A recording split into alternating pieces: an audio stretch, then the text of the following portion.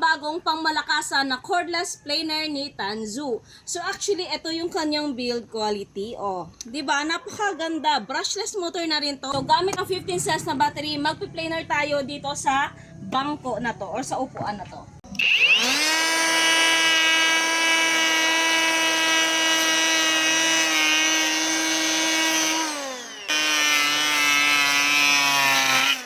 Ito yung na-planer natin at ito naman yung wala. So, kung planer lang din naman ang pag-usapan, it really serves for its purpose kasi hindi man ako expert pagdating sa mga woodworks talaga, pero alam ko na malaking tulong sa inyo to. Kaya 15 cells ang ginagamit natin dito kasi itong 20 cells niya is sumasayad na siya. So baka hassle na siya sa trabaho nyo.